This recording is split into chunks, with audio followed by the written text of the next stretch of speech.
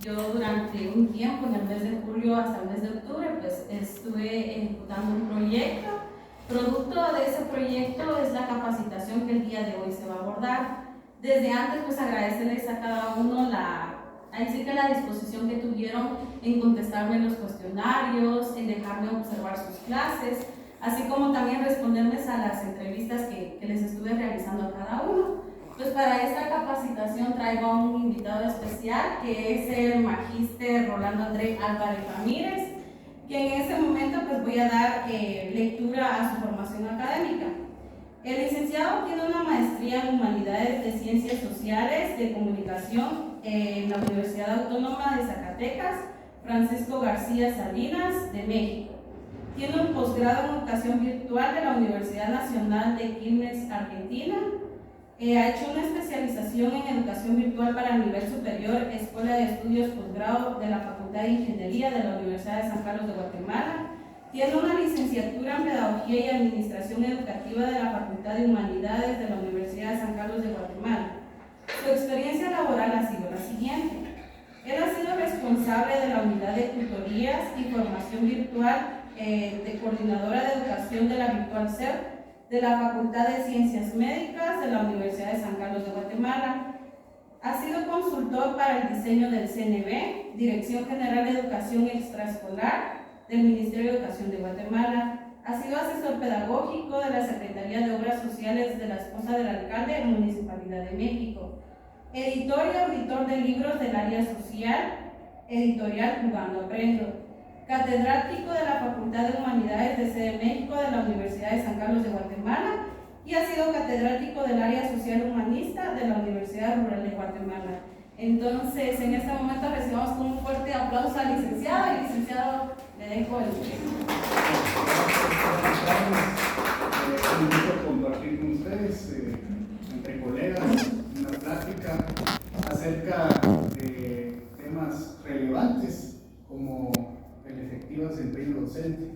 Son retos importantes, así que vamos a tratar de abordar algunos temas, de ir dialogando. Voy a estar por acá para ir manejando acá también la computadora, pero agradezco la invitación y agradezco a ustedes el tiempo que me brindan en su institución. Realmente es un gusto compartir. Buenas tardes, adelante.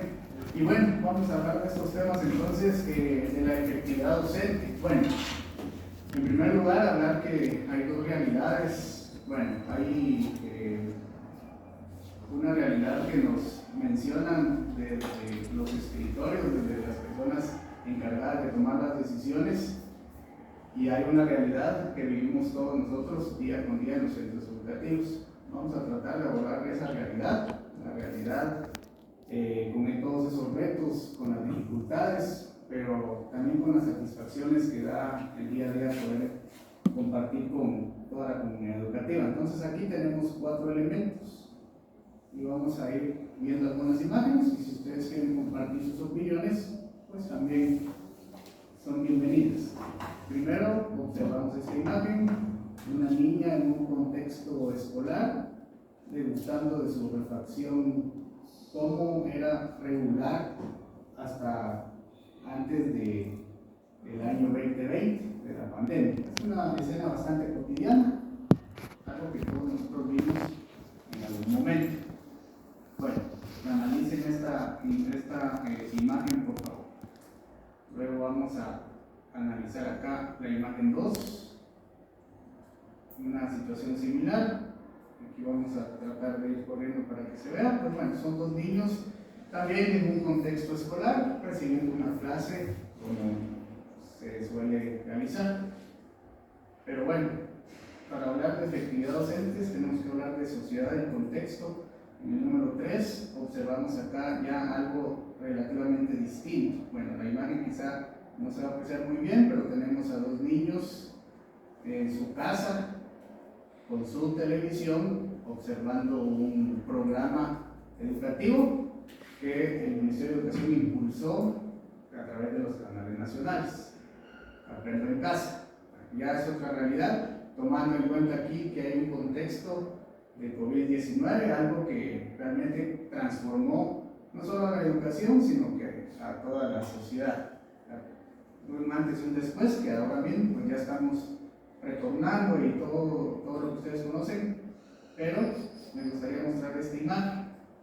Es una imagen que no sé si se logra apreciar bien, pero es una imagen de una computadora, de una reunión en Zoom, en Meet o en cualquier otra plataforma, que antes de esta situación de la pandemia 2020, pues quizá no conocíamos o poco, pero que hoy en día yo les apuesto que si decimos, bueno, profesores, vamos a tener una reunión por Meet, ya es bastante familiar, nos conectamos, pedimos el link, compartimos pantalla, compartimos presentaciones, es decir, ya somos bastante doctos en materia de tecnología. Bueno, ¿por qué muestro estas 4 imágenes? Porque debemos hablar de un contexto, un cambios, es decir, la sociedad cambia, el ser humano cambia. Muchos dicen, bueno, los alumnos de antes, los alumnos de ahora, antes el profesor tenía la autoridad, hoy en día muchos dicen que es el estudiante el que amenaza, el que dice, si usted no cumple esto, yo acudo a las autoridades educativas, a las autoridades de derechos humanos, en fin, son situaciones complejas, situaciones que muchas veces ni siquiera los padres pueden asumir sus roles, y aquí están estos estudiantes, ¿verdad? Es una situación difícil. Bueno, ¿qué otros elementos del contexto vemos? Aquí tenemos varias escalas, una especie de escala. El primer elemento, lo que mencionamos del COVID-19, una situación que transformó la educación. Si bien es cierto, todos nosotros sabemos que la educación mundial, me atrevo a decir, pero para entrar en contexto, la educación guatemalteca tiene debilidades, deficiencias, falencias. Estoy hablando antes del 2020, antes del 13 de marzo, gracias, del 2020, con todas esas deficiencias. Y al hablar de educación como la conocimos hasta ese momento, elementos clave como la cobertura educativa, la calidad, la infraestructura, la dignificación docente, todos estos elementos. Y entonces viene la pandemia y viene una situación para que sinceramente nadie estaba preparado en ningún nivel educativo. Entonces aquí viene el liderazgo de los docentes que buscaron alternativas para continuar con ese proceso, y realmente gracias a los docentes es que el proceso continuó. Y muchos dirán, bueno, la educación virtual complicada, y es cierto, pero si la educación presencial tiene debilidades, pues también la educación virtual las va a tener. La importancia acá es tratar de transformar estas situaciones, que decirlo es muy fácil. Usted dirá que suena muy idealista de querer cambiar las situaciones, de querer realizar esfuerzos, porque ya en la realidad, como les digo, es complicado, y ustedes lo saben, porque hay barreras económicas, hay barreras geográficas, hay muchos elementos. Bueno, llegamos aquí a este punto que se identifica en color rojo. En ese momento surgió la iniciativa de una educación remota o una educación a distancia. Bueno, no tanto solo virtual, porque sabemos que en muchos establecimientos no es posible, no es fácil decirle a los estudiantes compren un celular o asumir que todos tienen una computadora, si muchas veces ni siquiera nosotros como profesores tenemos esos recursos, no contamos con esos recursos de conectividad, entonces complicado. Pero el punto es que el proceso continuó a través de una educación remota, se dieron lineamientos y también cada institución desarrolló estrategias para poder continuar a través de guías, a través de visitas periódicas, a través de muchos elementos. Y bueno, hoy en día, durante este año era 2022, que surge ya los primeros pasos de una educación llamada híbrida, llamada de muchas formas, pero principalmente híbrida, en donde se empezó con las burbujas y muchos elementos, al punto que hoy, a la fecha, ya en octubre 21, pues no sé cómo lo mencionan ustedes, me gustaría su opinión, pero pues se asume que ya va el rumbo para retornar en una nueva normalidad, como algunas de las autoridades mencionan. Bueno, factores sociales hay que tomar en cuenta en el desempeño docente, porque no solo es una labor del docente, es una labor compartida. Y, como siempre, la educación es gradual, es decir, niveles y grados, y siempre viene esto, ¿verdad? A veces rezados de la primaria, de nivel medio, ciclo básico, luego van a ciclo diversificado, entonces los rezagos se mantienen. Esa situación es, engloba factores sociales, factores que son difíciles de determinar, como el contexto. Por ejemplo, acá Magdalena Milpas Altas, considero una comunidad muy tranquila, considero. En el mismo país vemos contextos bastante complejos, bastante y mucho más complejos. Un elemento.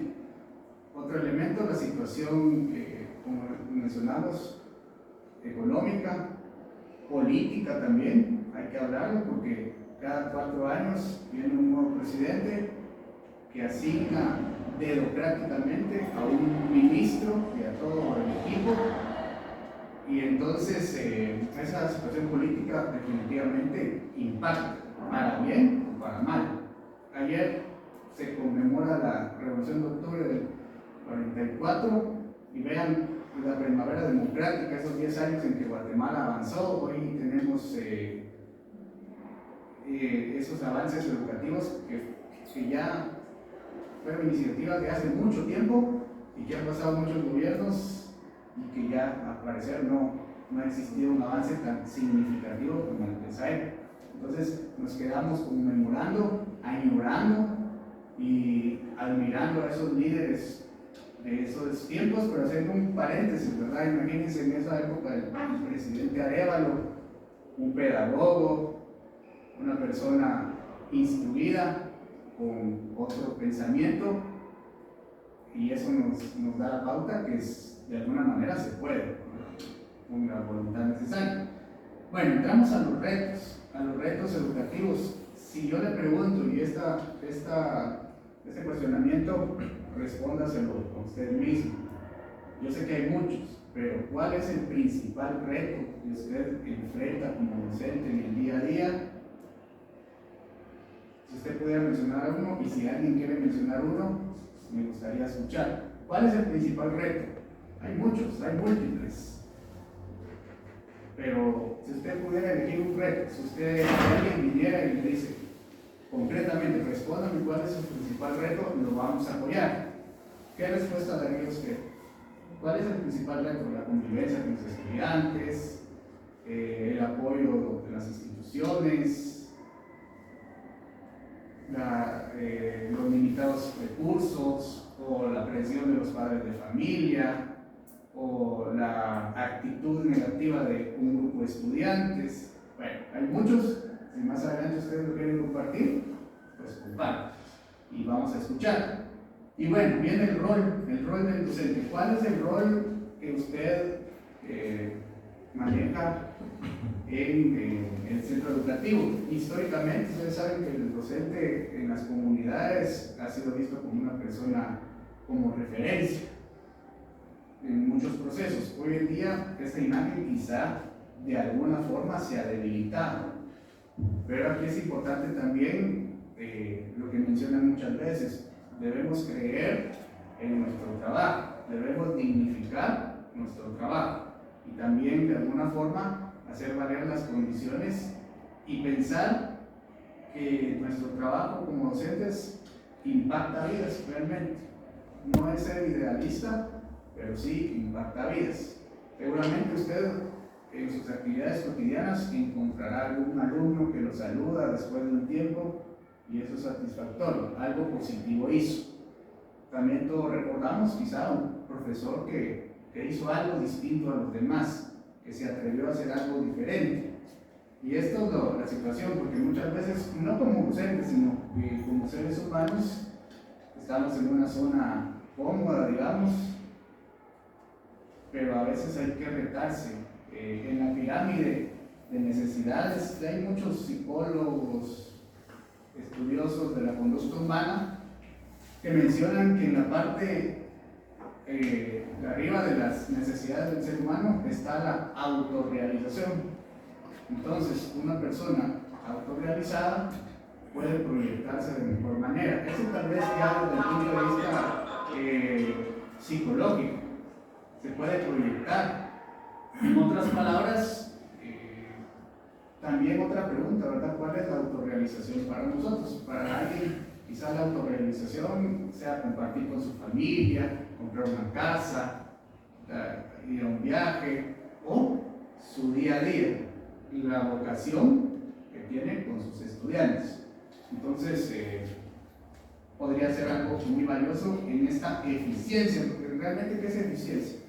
Es tratar de utilizar los recursos, de impulsar las capacidades para un fin determinado, en este caso, la educación.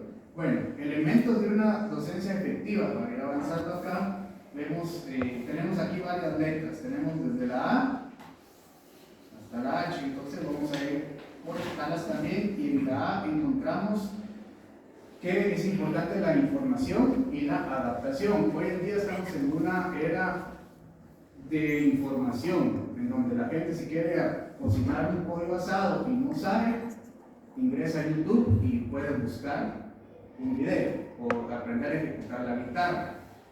O si usted no conoce una dirección para ir a determinado lugar, la escribe en su teléfono y seguramente va a encontrar aplicaciones que lo puedan guiar. Es decir, estamos en una era de información, para muchos demasiada información también, porque recuerden que cuando nosotros seguramente estudiábamos y demás, a la biblioteca era limitado, y eso también lo que decía, uno sale de su zona cómoda, no existía internet, no existía información tan amplia, pues hay que ir a la biblioteca, eso lo impulsaba uno a leer más, quizá a indagar más. Hoy en día muchos jóvenes están en esta era de información, pero ¿en qué invierten su tiempo? Quizá en videojuegos o en redes sociales o cualquier situación, que no estoy diciendo que eso sea malo, pero como dicen, ¿verdad? Todo en exceso sí puede perjudicar, entonces hay que buscar un balance. Bueno, esto aplica para nosotros, información. También tenemos información a la disposición de nosotros para investigar más, porque hoy en día, si usted da una clase acerca de la historia de Guatemala, los estudiantes muchas veces ahí mismo están comprobando si lo que usted dice es cierto o no es cierto, o si usted está dando otra información. Ahí mismo en la clase a veces están en el Google, y es importante entonces que un docente debe prepararse en el sentido de ir un paso adelante de sus estudiantes. Esto no porque el docente sea mejor o porque tenga más capacidad, sino adelantarse a los hechos, adelantarse a lo que viene. Entonces es importante que el docente sepa qué posibles escenarios vemos. Y la adaptación, que es lo que hablamos de esto del COVID, ¿verdad? Adaptarse. Hay muchos profesores en muchas instituciones de muchos niveles que renunciaron o dejaron en pausa sus labores porque quizás sintieron una presión muy grande de las circunstancias, quizá los rebasaban, y no precisamente personas mayores, sino personas de todas las edades. Entonces, en la sociedad, el que se adapta avanza, en la naturaleza también, y es parte importante de si queremos efectividad docente, es importante adaptarse. El profesor tiene una capacidad grande de adaptarse. Esté en un salón como acá, si no tuviésemos cañonera o alguna situación, pues hay que adaptarse. Y eso el profesor lo sabe bien, porque muchas veces no hay recursos suficientes, pero la capacidad de adaptación es clara, así que pues es importante. Bueno, como siguiente elemento, la actualización y el aprendizaje. Esto es importante como seres humanos en general, porque siempre podemos aprender más. No hay nadie, considero que no existe nadie que pueda decir yo ya alcancé la meta máxima de aprendizaje y aquí ya nadie me alcanza. No precisamente, siempre hay que tener una actitud de estudiante eterno, del aprendiz que siempre está alerta para poder obtener mayor aprendizaje. Muchas veces vemos eso también como profesores, en ocasiones nos gana un poco el ego de decir yo soy el profe, yo ya sé mucho, yo ya me gradué, pero no, ¿verdad? Hay que tener una actitud humilde hasta cierto punto de reconocer que mi estudiante puede enseñarme en algún momento algo que yo no sé. Por ejemplo, si yo no sé conectar el proyector, puedo pedir auxilio de algún estudiante que seguramente en un salón de clases de 20, 30 personas me van a apoyar. Hay que tener esa perspectiva de aprendizaje continuo y la actualización. Con esto de la virtualidad también, hoy en día hay acceso a webinars, a conferencias virtuales, a muchas situaciones que podemos apreciar y pues hacernos expertos en nuestra materia, asignatura, áreas, como le quieran llamar. En el inciso C, competencias. El aprendizaje, la práctica nos ayuda a desarrollar competencias. Una competencia es un conjunto de habilidades, conocimientos, muchos elementos que impulsan en la vida diaria a las personas. Como ejemplo, agregué las competencias digitales. Si ustedes ven una persona mayor, 80, 90 años, y le regalamos un teléfono celular, seguramente al principio va a ser difícil si no han tenido contacto con esto, pero al pasar de un tiempo van a ser expertos, hasta van a grabar TikToks y todo lo demás. Es la capacidad de aprendizaje que tiene el ser humano, a pesar de que son elementos generacionales quizá distintos, pero las competencias siempre las podemos desarrollar. Si ahora mismo alguien viene y nos lanza el reto de aprender a hablar otro idioma, nosotros no sabemos nada de ese idioma, pero nos aplicamos, nos disciplinamos, seguramente vamos a desarrollar esas competencias en algún momento. No sé si nos va a llevar 1 año, 2 años, pero podemos desarrollarlas. Entonces es importante reconocer, como les digo otra vez, el punto de uno mismo o de generar una autoevaluación. Cuando uno reconocer las debilidades que tenemos no es cómodo. ¿A quién le gusta mencionar sus debilidades? Pero al interno lo tenemos que hacer. Cuando describimos y definimos nuestras debilidades es cuando crecemos, cuando mejoramos.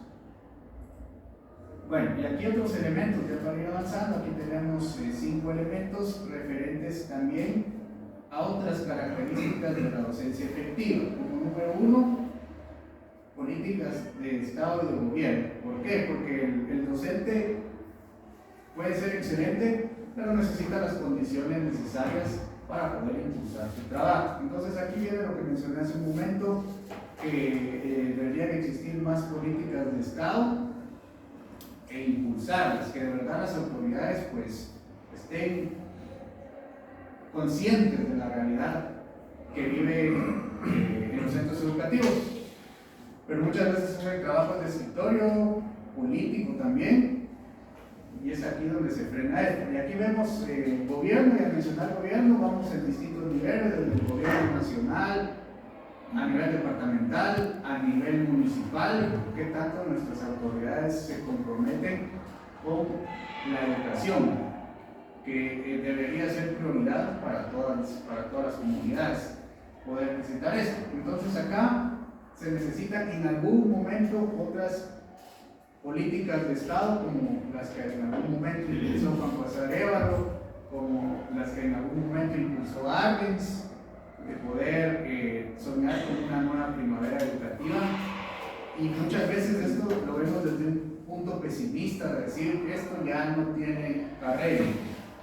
Yo pienso que sí, yo creo que sí, que va a ser complicado seguramente, y que no depende solo de una persona, y que no depende solo de un alcalde, de un presidente, sino que como en el seminario de los graduandos en Meca, ¿verdad? un proyecto de nación, pero realmente cuál es el proyecto que tenemos como país. Así que, pues acá, al final de cuentas, es una situación bastante compleja, esta situación de la realidad política, con los cambios que existen, con los nuevos acuerdos. Viene un ministro a su manera y a su forma, y viene otro, elimina y vuelve a colocar. Entonces es así donde cada 4 años se frena el avance que se tiene. Eso tiene que quedar de forma institucional. De hecho, la sección 4 de la Constitución claramente establece los elementos de la educación nacional. El decreto 1291 menciona claramente los elementos de la Ley de Educación Nacional, es decir, el papel aguanta con muchas cosas, pero la realidad es otra. Vemos acá como siguiente inciso, desarrollo de metodologías, esta situación que suele confundir, pero en pocas palabras y en términos simples, una metodología. Podemos hablar de un conjunto de métodos, y al hablar de métodos hablamos de procesos, de pasos a seguir para lograr, si lo hablamos desde el punto educativo, competencias, si lo hablamos desde otros elementos, objetivos, metas. Entonces los procesos son importantes. Para que un niño aprenda a leer y escribir hay que seguir una metodología, que cada docente tiene una distinta, que al final de cuentas se siguen varios pasos y el niño aprende a leer y escribir. Entonces, como docentes, ¿qué es lo más importante?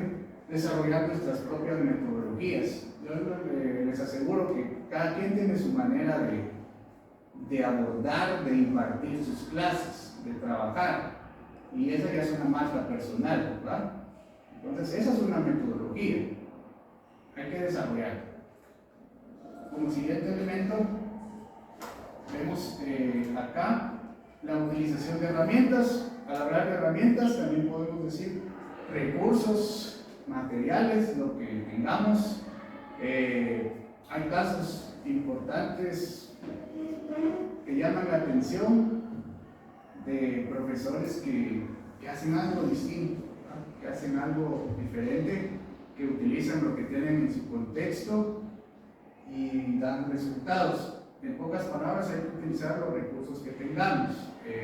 Que es complicado, seguramente. Yo recuerdo un profesor en una institución del nivel primario que enseñaba el tema del sentido del gusto, y un día de la semana llevó una lengua de vaca y todos decían: ese profe está loco, porque hace estas cosas, porque no simplemente se dedica a dar sus clases.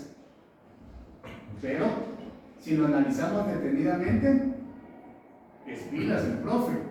¿Por qué?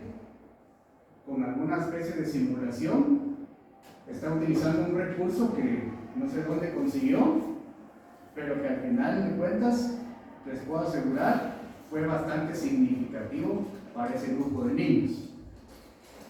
Algo distinto, algo atrevido quizá, pero aquí viene la presión quizá, porque en su propio establecimiento le decían: profe, ¿usted por qué hace eso? Solo haga lo que tiene que hacer y no se comprometa a hacer esas cosas, porque después a nosotros también nos van a pedir que hagamos. Entonces viene la presión. Pero bueno, es un caso relativamente curioso. Por lo menos a mí me impactó realmente cuando vi esa experiencia y vi a los niños prácticamente observando, palpando, entre otros elementos. Llegamos a la mediación pedagógica, que al final de cuentas, según la nueva pedagogía y las corrientes educativas, nos dicen que el profesor es un mediador pedagógico, un facilitador. Esto es fácil de decir, pero es muy complejo. Ya en un grupo de 30, 40, 50 estudiantes, ¿cómo manejar la mediación? Bueno, aquí viene la situación de la metodología. Demos protagonismo a los estudiantes. Hay estudiantes que tienen talentos, todos, me atrevo a decir, pero no es lo mismo. Otra teoría, la teoría de las inteligencias múltiples, que tanto nos han hablado, que hay estudiantes que destacan en distintas áreas y lo importante de ser profesor, no demos a ningún estudiante como un caso perdido, porque muchas veces hay estudiantes complicados, hay casos complicados, difíciles, muy difíciles, pero es la labor del docente. Entonces debe entrar la mediación pedagógica y en ningún caso es perdido, considero. Quizá más perdido el docente que no sabe cómo manejar estas situaciones. Yo estoy seguro que nuestros familiares, quizá nuestros hijos, nuestros hermanos, si alguien les mencionara es un caso perdido, sería doloroso. Entonces, no abandonemos a ningún estudiante, por difícil que sea. Yo también he estado diciendo lo difícil que es, y sé la rebeldía y todos los elementos, pero mediemos, utilicemos lo que tengamos para poder avanzar. Llegando a los últimos elementos, propiciar interacción, hay que tratar de que los estudiantes puedan de alguna manera hacer algo distinto. Aquí se habla de estrategias, de la didáctica, que por eso en muchas otras profesiones es evidente cuando alguien tiene que impartir un tema, es complicado. Por ejemplo, un médico es muy complicado que pueda trasladar, pero hay que propiciar la interacción. Y para ir avanzando acá, este proceso es permanente, es continuo, no finaliza nunca. Nos vamos a retirar algún día y la educación va a seguir cambiando, van a venir nuevos elementos. Antes era un conductismo, ¿verdad? Seguramente cuando crecimos muy militarizados, si quieren ver así, al punto de castigo físico, normal en esa época o en esos tiempos. Las situaciones van cambiando, que esto trae cosas buenas, cosas malas. El punto es que después se habla de algunos elementos y hoy en día ya se habla de el constructivismo, en donde el estudiante construye su propio aprendizaje, pero no hay que caer en los vicios, ¿verdad? Como hemos dicho algunos profesores, no se trata de, bueno, aquí hay una cartulina, un par de periódicos, 2 horas de clase, ahí se la pasan afuera. Hay que ser conscientes, ese es el punto. Hay que ser conscientes como profesores, una autoevaluación y saber que nosotros nos debemos a nuestros estudiantes.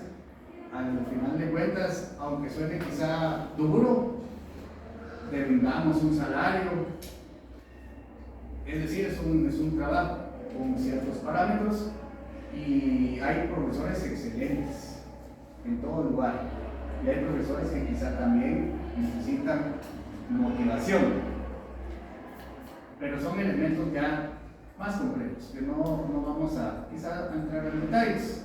Bueno, aquí vemos otros elementos como resumen, la mediación pedagógica, los recursos al servicio de la pedagogía. Hay que empezar por uno, porque si no hay que llevarse esa idea de que la situación está muy difícil y ya no podemos hacer nada. Algo podemos hacer y es empezar por nosotros mismos. Quizá luchar por esa mejora continua, por ese aprendizaje continuo, por poner metas a nosotros mismos, de decir, bueno, en estos meses que quedan del año, yo tengo que terminar este libro. Eso nadie lo va a saber, no lo van a saber mis estudiantes, no lo va a saber nadie, pero yo lo sé y eso va a mejorar seguramente mis habilidades. Los recursos que son diversos, la praxis, desarrollar los métodos didácticos, pero me gustaría concluir acá con algunos elementos. Que la situación de una deficiencia en la docencia no solo depende también del docente, depende de muchos factores, depende de los mismos estudiantes. Puede existir un profesor excelente, muy bien preparado, muy bien enfocado, pero si la actitud de los estudiantes puede ser que lo hagan bajar emocionalmente y replantearse y decir yo me esfuerzo. Los estudiantes solo vienen a molestar. Pasa, ¿verdad? Entonces, esa eficiencia no depende solo del docente, depende de los estudiantes. Los estudiantes es complejo, hay que tratar de trabajar desde la conciencia, de humanizar la educación, no olvidar que estamos tratando con seres humanos y que en algún momento pues el diálogo puede ser una o quizá la única herramienta que tenemos para concientizar.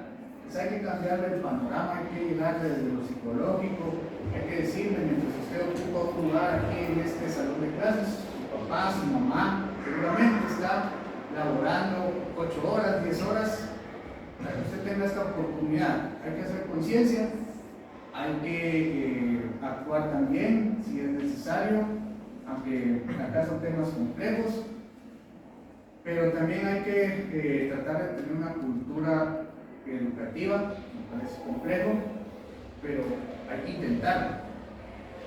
Influyen también muchas veces los padres de familia directamente en este desarrollo de la docencia efectiva, pero me gustaría hacer énfasis y terminar con esta parte, mencionar la motivación. ¿Cuál es nuestra motivación realmente en este trabajo distinto a todos los demás trabajos? Porque si quizás trabajamos en una oficina, pues acá delante de una computadora, la computadora realmente no nos va a interactuar, no vamos a estar cumpliendo con lo que tenemos que cumplir. Con seres humanos es distinto. Entonces, pensar en esa motivación, pensar en que lo que hagamos va a impactar vidas. Quizás no todos quieran tomar lo que estamos expresando, pero quizás algunos sí. Son esos estudiantes que un día lo van a saludar, le van a platicar y van a ser personas que aporten a la sociedad. E innovar en la medida de nuestras posibilidades, pero el mensaje final que me gustaría dar es que la lucha docente es difícil. Es difícil, es compleja, pero no me gustaría quedarme con esa parte, ¿verdad? Decir, de quedarnos en la tristeza y decir, entonces ¿qué hago aquí, verdad? ¿Qué me espera con los estudiantes o con los grupos? Sino recordar que estamos comprometidos y somos profesionales y que también pues es parte del llamado que tenemos por decisión propia. Así que algún día también los frutos se verán y la autorrealización que mencionamos, pues ojalá que algún día la podamos alcanzar todos, ¿verdad? Como mencionamos esto, no es como la felicidad que uno a veces cree que cuando logre algo va a ser feliz, ahora no es así, ¿verdad? Quizá es más del proceso. Igual acá, ¿verdad? Ahora que ya vienen las vacaciones y demás, pero realmente el proceso hay que vivir. Bueno, y para terminar, me gustaría presentar acá una analogía. Vamos a terminar con esta parte. Aquí tenemos un tablero simulador de fútbol, que pues creo que todos los que estamos aquí nos gusta el fútbol, el mundial y muchas cosas más. Bueno, tácticas de fútbol. Una pregunta acá, ¿cuál aplica usted en su vida? Vamos a hacer una simulación.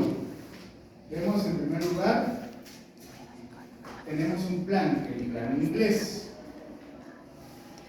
Bueno, aquí hay un mensaje. Dependiendo del viento, la posición del atacante puede variar. Vamos a observar la presentación y luego vamos a sacar unas conclusiones. Si ven acá, directo, dos toques, como es en el fútbol, ¿verdad? Directo. El plan alemán, radical, eficiente e imparable. La velocidad del balón puede llegar a 297 kilómetros por hora, es decir, directo al objetivo. El plan italiano, aquí ya vemos un poco más de interacción.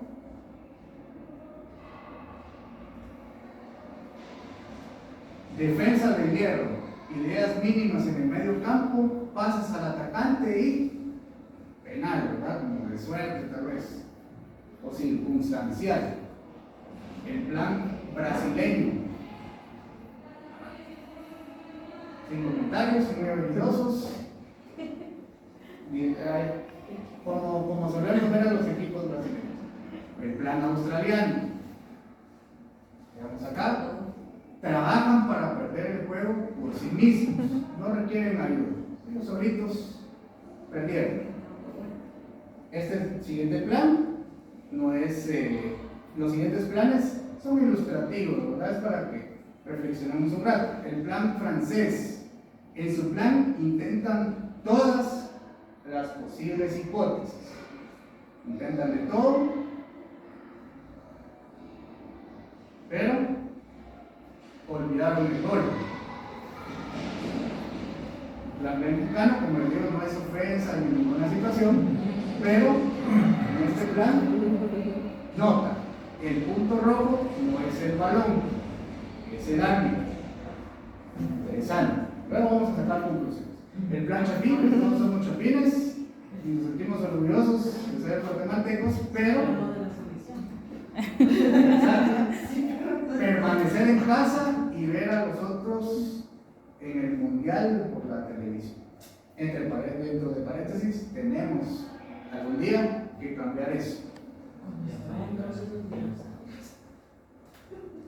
Exacto. Pero ahora si lo aplicamos ya a nuestra vida y reflexionamos un poco y asimilamos, comparamos esta presentación sencilla, pero pienso que bastante interesante.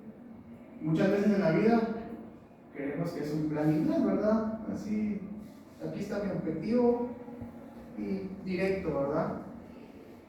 O como el plan alemán, más directo aún, que no voy a tener ningún obstáculo, sino que directamente llevo a cabo mi objetivo y lo cumplo. Eso es lo que todos pensamos al iniciar una carrera, al iniciar un proyecto, pues quizá tenemos ese pensamiento, pero quizá en la educación, en la vida, es un poco más de movimiento. Muchas veces somos así, desde el punto de vista de seres humanos, de profesores, de estudiantes. Por ejemplo, un estudiante, ¿verdad?, que estuvo todo el año, tuvo oportunidades, y de suerte en la recuperación, una última oportunidad, un penal. Pero muchos dirán, no importan los métodos, lo que importa es lograr el objetivo. Bueno, depende, ¿verdad? Depende. La vida es un poco más así, más curvas.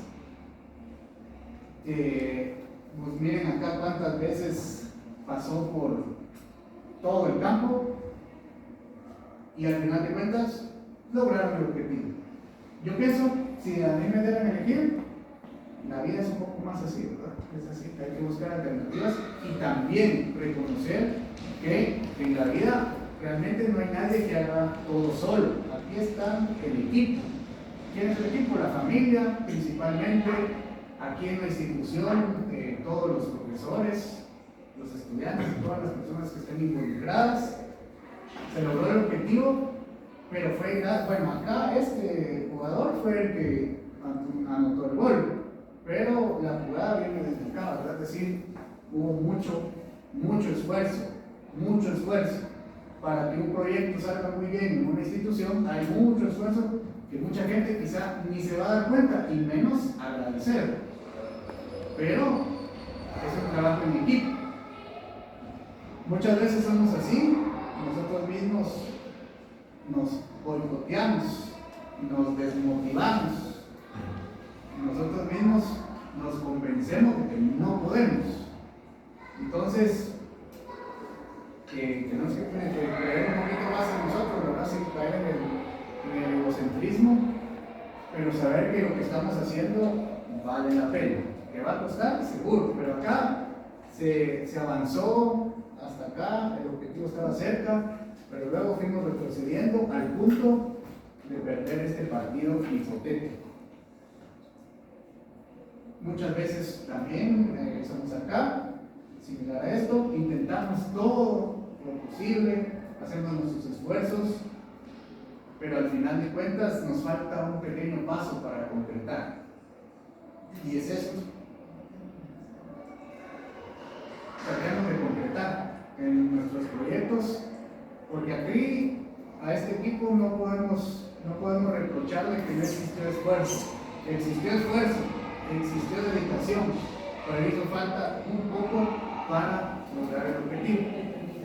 Determinación, quizá un paso más, como a veces muchas personas dicen, los boxeadores dicen, ¿verdad? Quizá en el siguiente golpe está la victoria, o soportarlo o darlo, pero hay que ir por un golpe más, por un paso más, un poco más de determinación. Esto nos pasa muchas veces como profesores, nosotros somos el punto rojo y los estudiantes, es que por culpa de usted no me avisó que había que entregar la tarea, usted me la lleva mal, es que es culpa de todos menos de... Exacto, si yo soy el estudiante, yo culpo a todos, a mis papás, a los maestros, pero el último responsable soy yo. Entonces acá, pues de lo que está en nuestras posibilidades, también debemos responsabilizarnos de lo que nos corresponde y no buscar más culpables o desenfocarnos del objetivo, ¿verdad? Por estar culpando aquí a alguien más, no me enfoco. Hay que asumir, ¿verdad? Cuando definitivamente todos nos equivocamos en algún momento, pues si hay que reconocerlo, se reconoce, ¿verdad? Para la próxima lo mejoro, pero soy humano, igual que todos, ¿verdad? Fallo. No querer tener esa imagen de yo nunca fallo, de yo sé todo, porque definitivamente esto no es así. Y bueno, el último plan para terminar, la chapín, para reflexionar también, que muchas veces somos aficionados a la vida de los demás, a lo que los demás quizás logran, a lo que los demás emprenden. Hay que sentirse feliz por los compañeros, cuando un compañero es bueno, que estudia este diplomado, que bueno, esto ayuda a toda la institución. Yo también lo puedo estudiar en algún momento, o por qué no estudiamos todos juntos, ¿verdad? Nosotros no solo debemos ser espectadores, sino que también hay que atreverse a jugar el propio partido. Es difícil, es complicado, pero opinar como aficionado es fácil, ¿verdad? Es decir, pero seguramente ya estar jugando no es tan fácil. Entonces, no solo en la educación, sino que en nuestros proyectos personales tratemos de hacerlo, ¿verdad? De lo que nosotros nos mueve, más allá de acá, fuera de acá todos tenemos una vida, tenemos proyectos, tenemos metas, queremos poner un negocio, queremos estudiar algo más, queremos que nuestra familia salga adelante, o queremos hacer un viaje, o queremos aprender algo, pues hay que tratar de hacerlo, pero al final de cuentas la vida se pasa, la vida en el tiempo no perdona, y si somos personas más plenas, seguramente vamos a ser mejores en nuestro trabajo. Así que con eso termino, espero que haya sido una plática amena y al final de cuentas pues solo es el mensaje que tratemos de hacer lo mejor que podamos en donde estemos. No vamos a ser eternos, nunca en ningún lugar. Las instituciones están y se quedan, las personas pasan. Nosotros un día vamos a pasar, ya no vamos a estar en esa institución. Y muchos dicen, igual me voy a morir, entonces hago lo que quiero. Y es cierto, ¿verdad? Todos vamos a morir. Pero la diferencia está en cómo vamos a vivir. Esa es la diferencia. Y bueno, acá, algún día nos iremos de esta institución, vendrán nuevas personas, pero ¿cuál va a ser el legado que va a quedar así? Este grupo de profesores impulsó, elevó, fueron referentes. Ahora los que vengan, la vara está más alta y tendrán que esforzarse para lograr. Eso, al final de cuentas, si lo vemos desde un punto de vista más filosófico, el sentido de la vida de cada ser humano. Así que gracias por su atención y ha sido un gusto compartir con ustedes. Muchas gracias.